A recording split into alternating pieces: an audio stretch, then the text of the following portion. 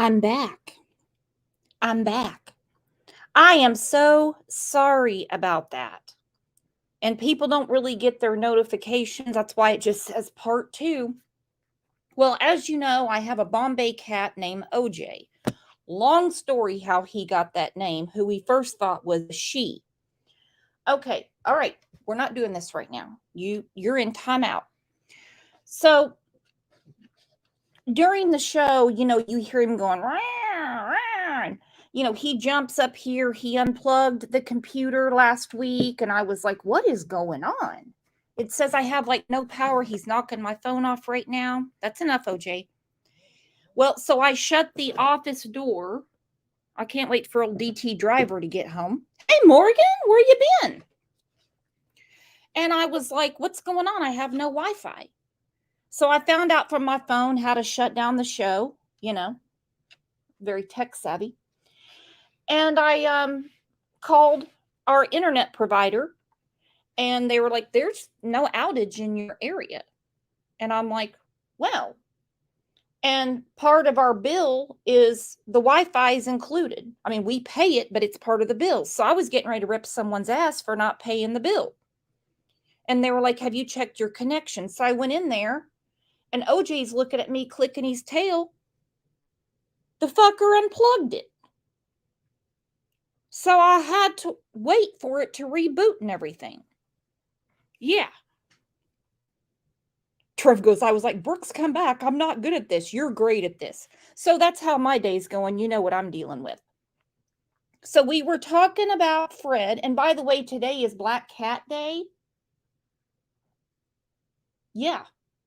I'm looking at you, OJ. Gotta be kidding me. Broken Goth Doll said one of our cats pissed on the router. Yeah. Stillwater says, I love OJ. Well, you could, come adopt him for a little bit. Jojo says, naughty OJ. Naughty OJ. Are you going to be good to Mama today? Or are you going to be bad, kitty? Oh, that kitty is being so bad to me today. Trev said, my cat climbed on my computer earlier. Yeah. I'm like, what in the hell is going on? It's not storming here. Did someone have a wreck? They on strike at Cox Cable? What in the world is going on? I call Cox Cable, and they're like, there's no outage in your area. They look up the bill. The bill's fine. They're like, well, let's check your connection. He was looking at me like I had a dick sticking out of my head. He was like, yeah, that's right. I'll shut down your show when you lock the office door on me. Because he likes to jump around in here when I'm doing the show. And for some reason, he loves when he hears his name. Because he goes from the dresser to the windowsill. Like right now, he's laying behind the computer right now. If I get up to go in the other room, he'll knock it off the desk. Would you do that to Mama? Oh, look at that kitty. All right, back to Fred. I'm going to act like we didn't talk about Fred yet. I'm going to go back over the haircut. Stunning. Stunning. Shave that neck, Fred. Shave it. Shave it. And the polygraph, which basically said he's a suspect. The S in parentheses is for suspect. The V in parentheses is for victim. What are you doing? And Trev says, first degree foul haircut, class C felony. Yeah. And again, I'm not saying that he did anything to Cotton at all. But you know my thoughts on these polygraphs. That's why I really wanted to share this with you. I thought sharing this is what got my stuff shut down, got our stuff shut down. And then I find out, oh, what happened? Hang on. Oh, it's raining members. Thank you, September Virgo. Thank you, honey buns. But this is really important. Here, let me drop the link again.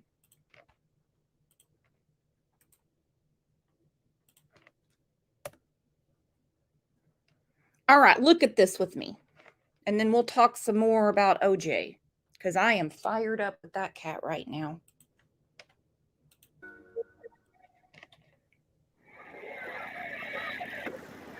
I ran the polygraph examinations, thousands of them, between 1972 and 1979.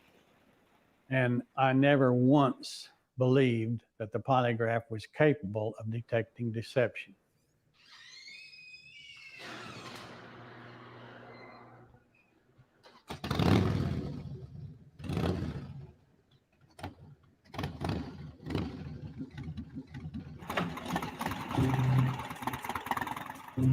Fear has a definite, distinct smell, a combination of shit and spinach.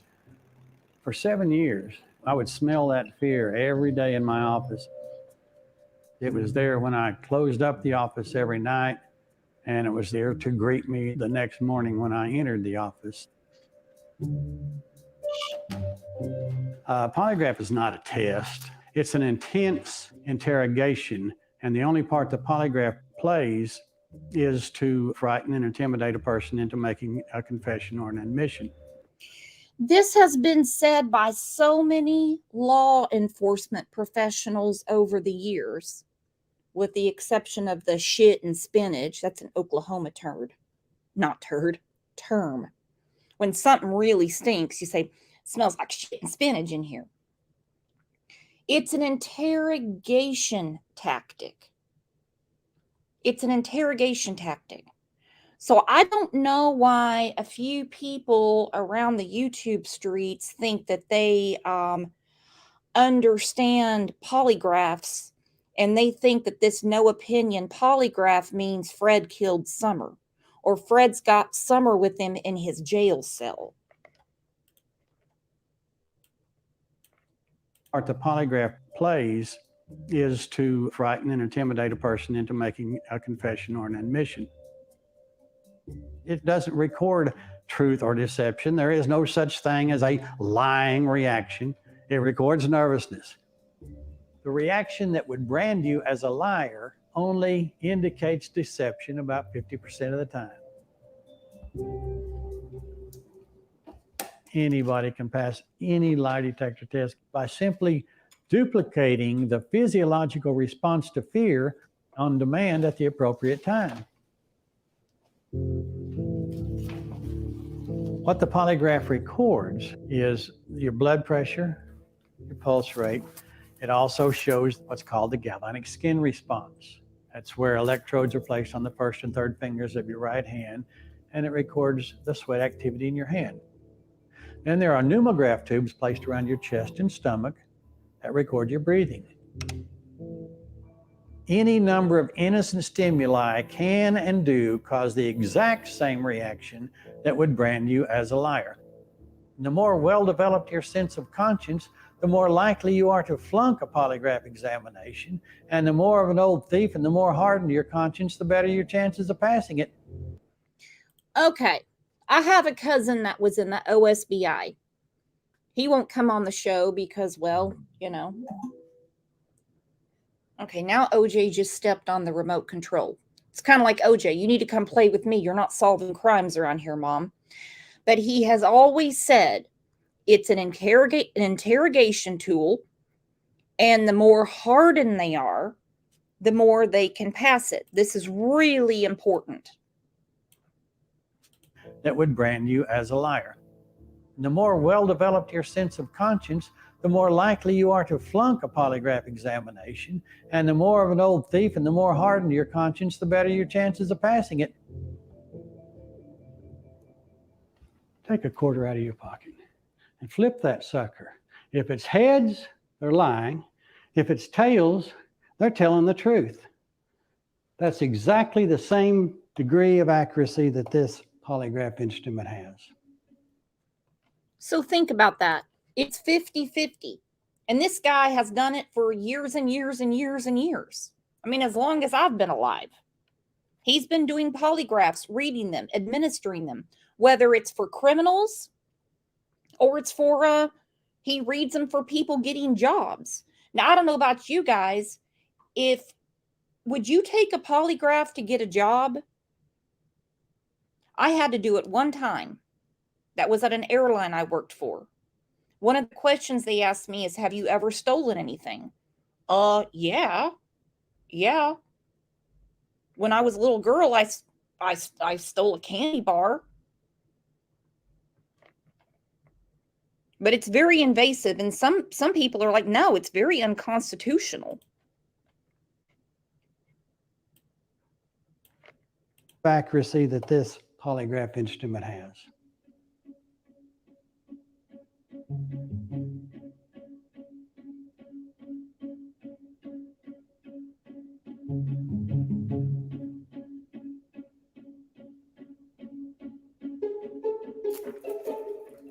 In order to pass a polygraph examination, you have to understand how polygraph is scored.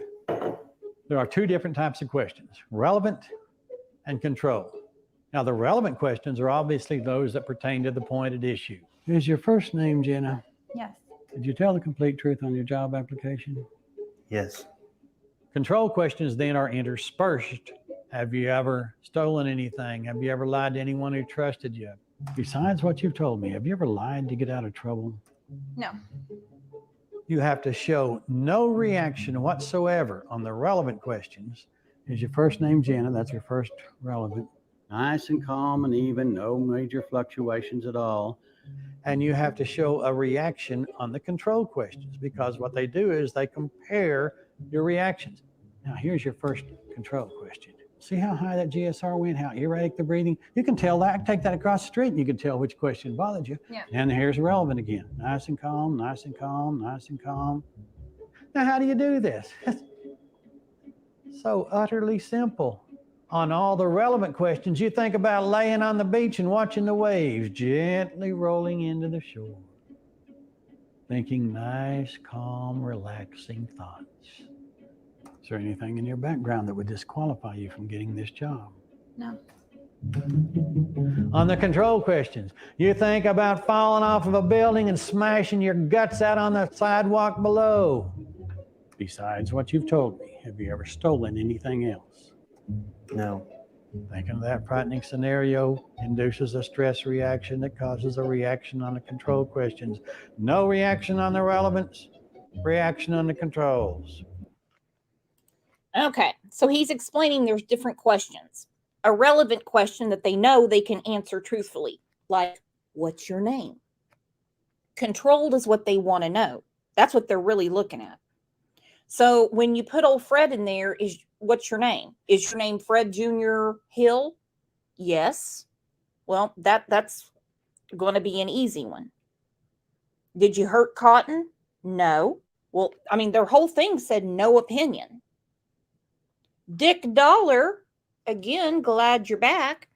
He said career criminals are almost immune to a polygraph. If you notice the report, Fred's interview lasted over 3 hours. He talked a lot. It's an investigative tool, mostly to clear people. It's more of an interrogation tool. Or, you know, the way you worded it, investigative. Pass.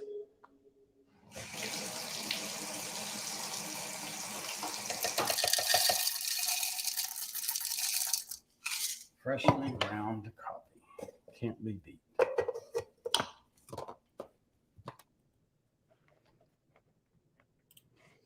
Now, he taught customs agents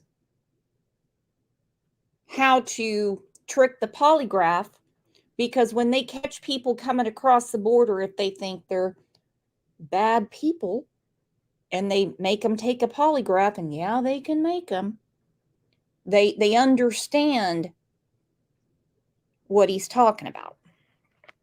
Plant Diva said, back. Yay, we're back. So I'm not putting too much stock in any of this polygraph talk. Not just because it's Summer's case, but I don't in any of them. Have you guys ever heard me over the years say, well, they failed a polygraph, or, well, it looks like they passed a polygraph? No, because I don't care. I just don't care. Magenta said, I'm late, but worth the wait. Well, you're really not late, because OJ unplugged my Wi-Fi, and so I had to do a part 2. Connie said no. Connie's never heard me say that. Never heard me say that. So this is really interesting. And if anybody wants to see this, I'll put it up on the channel so you can look at it for yourself. But it's an interrogation tactic. What they're really hoping is they get so nervous and they trip up and they confess. Hell, a lot of times they sit in that room for so long they can't stand it and they confess.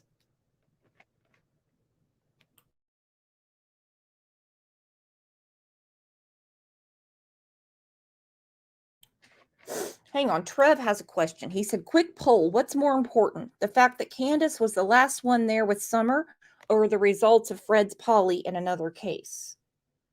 Great question. And I think we know the answer here.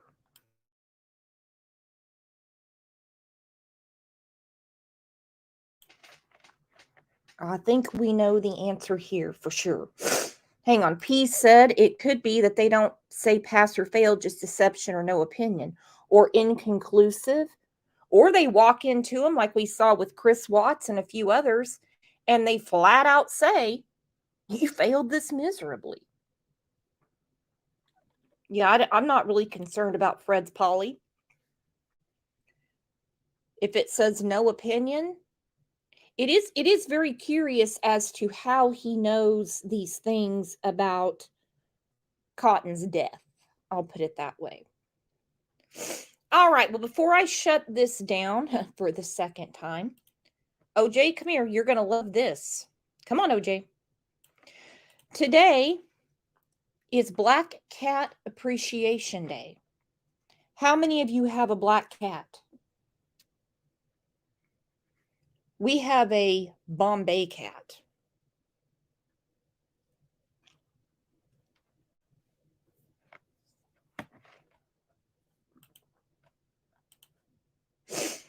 I keep sneezing. Crime Story Diva said, I do. Karma said, I do.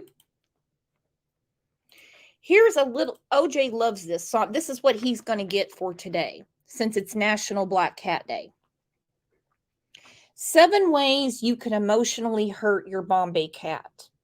I'm going to make a video that's called 7 ways you can emotionally hurt Brooks while she's cleaning your shit box or doing a show and you unplug her computer or the Wi-Fi.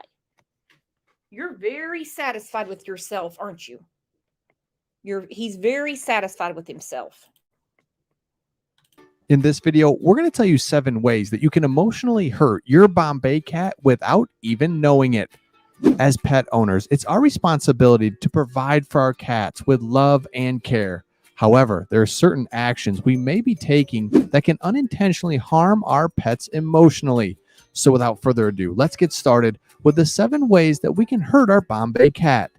The first way is generally by not taking care of their needs. Bombay cats need attention, interaction, playtime, grooming, and cuddles. And OJ gets all of those. And when he's not getting attention, he wreaks holy hell down. If you neglect these needs, your Bombay cat may become depressed, anxious, or even aggressive. So this is an easy one. We need to be consistent with their everyday needs and not be up and down, but take care of their needs, and this won't emotionally hurt them. The number 2 way you can emotionally hurt your Bombay cat is by yelling. Yelling at your Bombay cat can cause emotional harm. And this is something that the vet said to me about OJ. Don't raise your voice to OJ. Well, when you go into the living room and you realize that he has shut down the show because he's dicking around with the Wi-Fi, yeah, he got some mental abuse. I'm like, damn it, OJ. Oh, now my kitty is sleeping. Cats are sensitive animals, and they can easily be frightened by loud noises or angry voices. Yelling at your Bombay can cause them to become fearful and anxious around you. So though you may be trying to train them or teach them something, it's important to be gentle, calm, consistent with your Bombay cat, and this is how they learn best. Bombays are incredibly intelligent, and it doesn't take yelling or being mad at your Bombay to get something done. Oh, Bombay cats are very intelligent. Let me tell you what he does when old DT Driver is home and sitting in his recliner.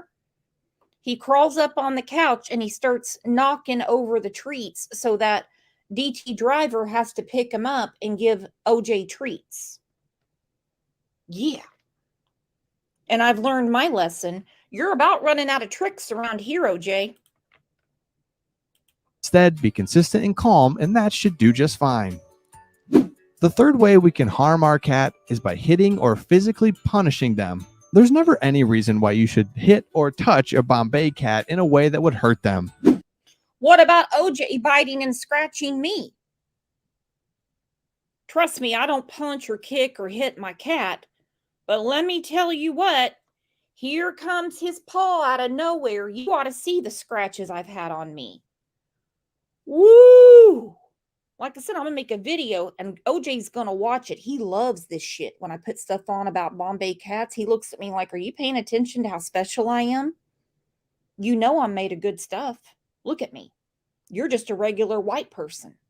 I'm a Bombay cat. You're a Heinz 57. If you need to get your point across, make sure that you're stern, consistent, and fair, but there's no need to raise your voice or to hurt them. Obviously, this is very easy to see why this is emotionally damaging for your Bombay cat. This is a sensitive, smart cat, so in no way should you ever hurt them. Number 4 way you can emotionally hurt your Bombay cat is by ignoring them. Bombay cats are incredibly smart and they need attention and affection from their owners. And if they don't receive it, they may become distant, depressed, or even sick. Again, this cat knows what's going on and they know when something's not right. So when he's not getting attention, you guys have heard him on the show where he gets into the microphone and he sneezes. He's fake sneezing to get attention. Now this afternoon, since he's gotten to wreak havoc, he's going to just ignore me. It's going to be like, OJ, you want to play murder box? Do you want to get on the murder couch? Because he just loves to kill things. You know, do you want to take a walk? What do you want to do? And he's just going to lay there and look at me like, oh, I don't know. You had all morning, but, you know, you decided to try to look like a fool and solve a crime, and you're not a damn detective, but okay. I'm here at your leisure. Snazzy. See, Brooks, locking him out of the office is bad for his emotional health. Yes. Yes. And I see he got on top of the washer and dryer in the laundry room and knocked off all the treats. Uh-huh. Yep. So you know what I'm dealing with. if you ignore them or cause them to think that you don't like them, then this can be emotionally damaging and hard for them. The number 5 way that we can emotionally hurt our Bombay cat is by moving their things. If you move their belongings or rearrange their living space, this can cause emotional distress. Cats are a creature of habit. And Yeah, this is what DT Driver and I go through. Because when I, have to vacuum or do anything in the living room, it's like we have a toddler because his toys are all over the living room. So I put them all in this box that he will not let me get rid of. Okay? So I do my thing, and next thing I know, he gets behind this chair we have in the corner. He pushes the box out and gets all his toys out and puts them right back where they go, in his opinion. Don't ever touch his shit. Don't ever touch his shit. But by God, he can sleep in the bed. He can open the shower curtain when you're in there. He can watch you piss.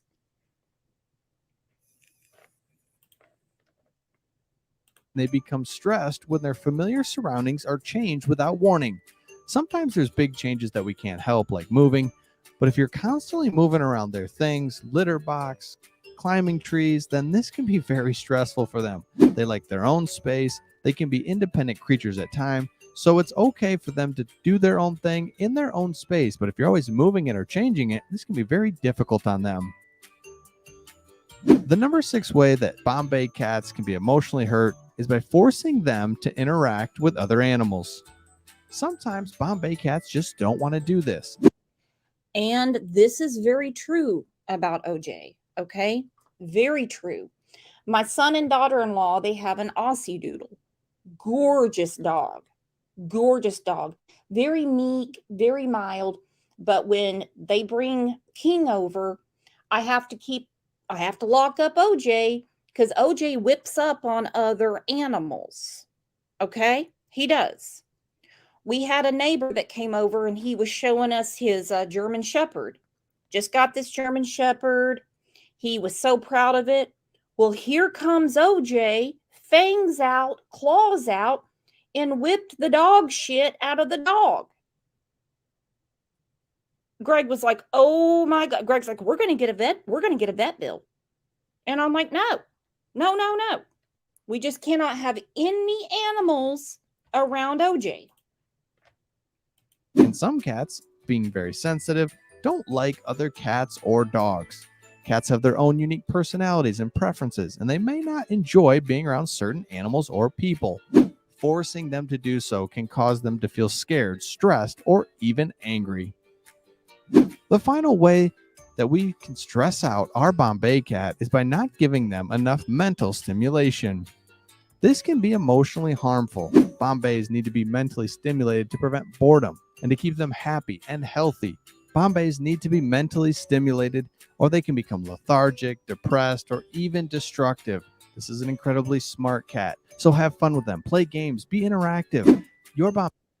Oh, yeah. We have to keep him entertained all the time. Hang on.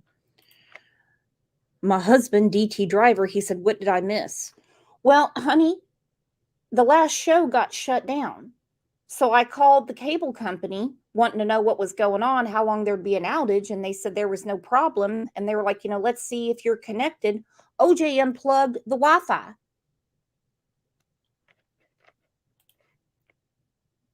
So I think we're going to have to look at that cat behavioral specialist, Greg. Bombay will love it, and it'll be great for their mind and body. And it'll prevent them from being down in the dumps and emotionally distressed. You can have fun with them. Building that bond will be something great for them. So there are the 7 ways that you can emotionally hurt your Bombay cat without even realizing it. Remember, it's important to treat your cat with kindness, patience, and respect. If you're struggling with your cat's behavior or emotional health, reach out to a vet or animal behaviorist for help. Oh, yeah. We've tried that. Miss Justice said, good thing he didn't chew the cords. Woo, let me tell you, that's happened before too. That has happened before too. He unplugged the modem. Yes, he did. He certainly did. I did not even know what to think. And here I am thinking that we didn't have Wi-Fi for whatever reason. And, well, we had it. And here I am trying to celebrate Black Cat Day with him. And look what he's doing to me.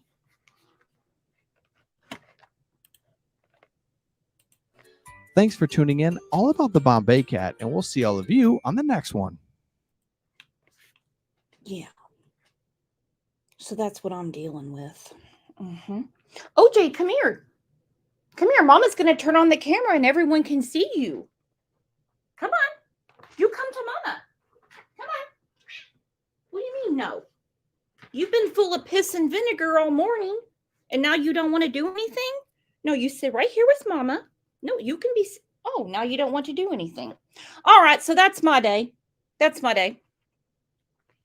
Angel says, Brooks, maybe he needs transformative therapy. Well, I honestly blame my husband for this. I really blame my husband for this because when Greg is home, I tell him, you can't do this. He has to have snacks out of his puzzle and stuff like that. And Greg's like, no, I do it like this. Yeah, OJ is the boss. Lone Wolf, no offense, OJ, but you and Candace are identical. Let's not say that to OJ. All right, guys, I'm glad we got to finish up part 2. So sorry about what OJ did today. but I guess I need to go back through his emotional healing. DT says, guess what I just had in Anthony, Texas? Did you have a cheeseburger with a hatch chili on it, Greg? Jakey said, my partner just said it's always the poor old guy's fault. Yeah, old Greg gets blamed for everything around here. Greg could not even be home. And I'm like, oh, damn you, Greg. All right, guys, I'll see you back tomorrow. If you have any ideas for shows, anything you want to talk about, send me an email, leave me a comment, tell me what you think. As always, I might start doing more shows about OJ, but tomorrow I want to do a show about Kayla Montgomery because I'm getting this proffer agreement that she has, which is basically her get out of jail free card, is not sitting right with me. So get reminded, make sure you come back. I will make sure OJ is behaving tomorrow so we can get through a show. You guys are the best. Love you lots.